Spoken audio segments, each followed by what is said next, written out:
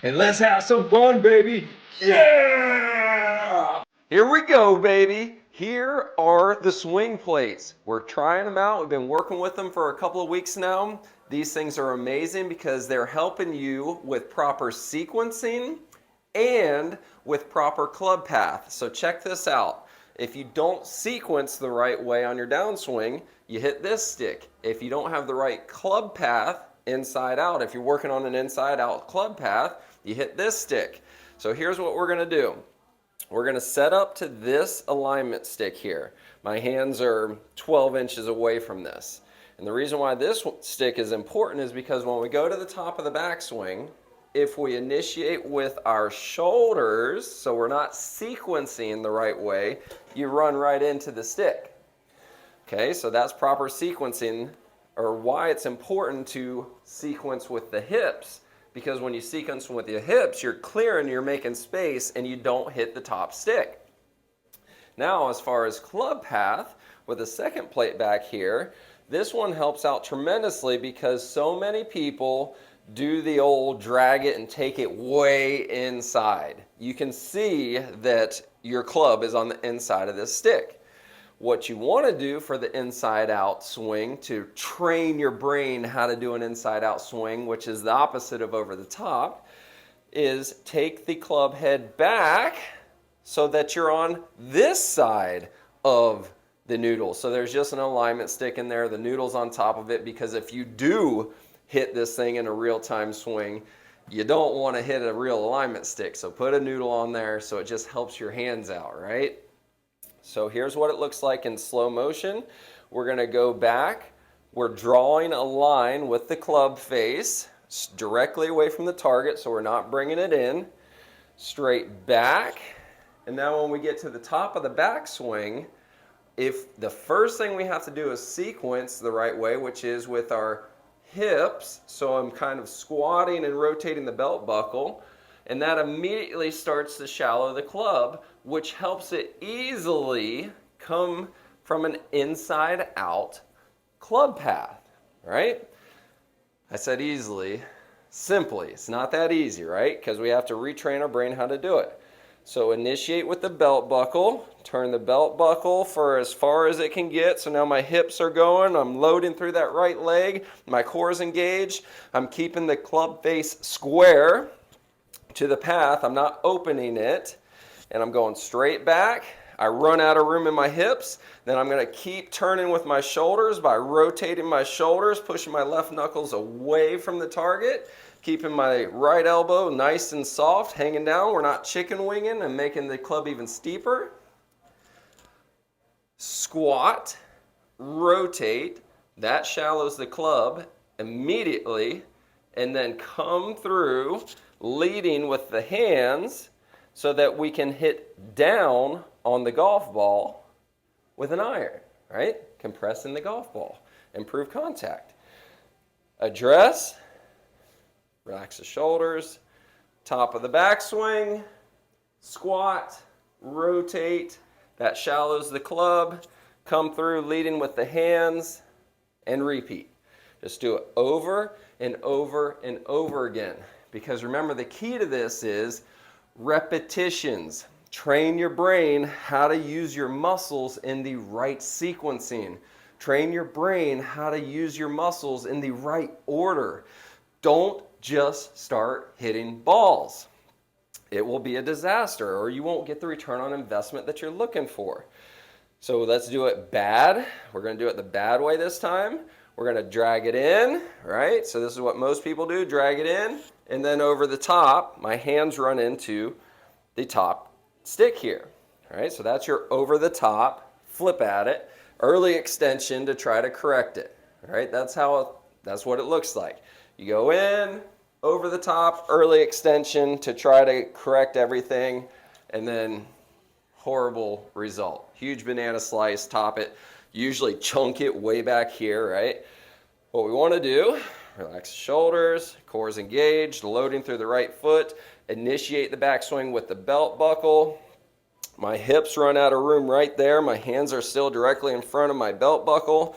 Then my hands keep going because I'm rotating my shoulders. I run out of room right there. I'm gonna push my knuckles away from the target, not lift my arms back because this is wasted energy right here. So I'm pushing my knuckles away from the target. Then the first thing that I'm gonna do, squat and rotate. And as I'm doing that, I'm thinking about dropping my hands, dropping them down. So squat, rotate, drop the hands, and then come through. Back, squat, rotate as the hands are dropping, come through. Big exaggerations. Big, big. Make it big, like Arnold Schwarzenegger. Big, big like America. Big, right? Exaggerate it to train your brain how to do this.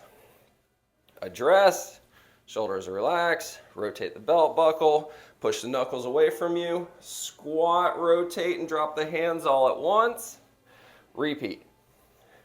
Squat, rotate, drop the hands all at once. Repeat. Squat, rotate, drop the hands all at once. And repeat. Over and over and over again. Try to do it 100 times before you even think about hitting one golf ball.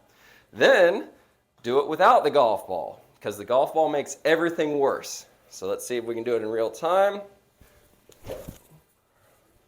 So we're not hitting the stick, right? We're going back and around, back and around, back and around. So that's, you get proof right there. The stick or the noodle did not move.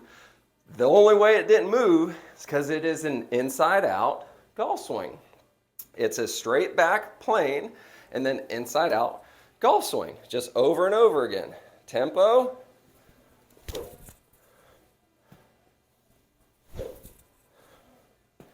Repetition after repetition. Over and over and over again. Because as soon as you put the little white thing there, it changes everything. Because now your brain starts fixating on a result.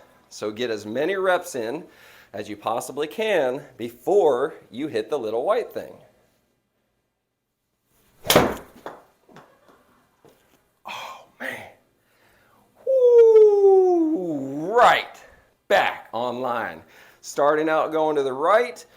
Club face was a little open on that one, right? If the club face wasn't open on that one, starting out to the right, coming back over, landing nicely on the green, right? So take home messages. Alignment stick here helps your sequencing. Alignment stick here helps your path. When you put the two together, it helps your brain create good path and proper sequencing, and you're getting repetition and repetition over and over and over again without hitting a golf ball, doing it slow. So see if you can do 50 reps slow.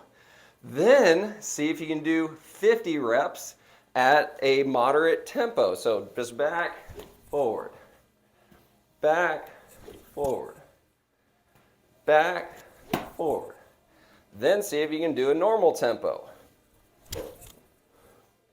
50 reps of that, over and over and over again. Then put the golf ball up. Give your brain a chance to learn the motion first. I'm going to start talking about this a lot more now. The 95-5 rule.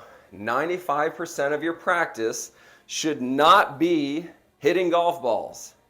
95% of your practice should be doing the motions over and over again. 95% of your time should be focused on barefoot. Let the muscles in your feet work. Let them wake up. Let them get stronger so that when you do put your golf shoes on, you actually have strength and ability and mobility in your feet. 95% of the time is spent on practice and work on the biomechanics, not hitting golf balls. Then 5% of the time, actually hit the golf ball. But if most people do the exact opposite.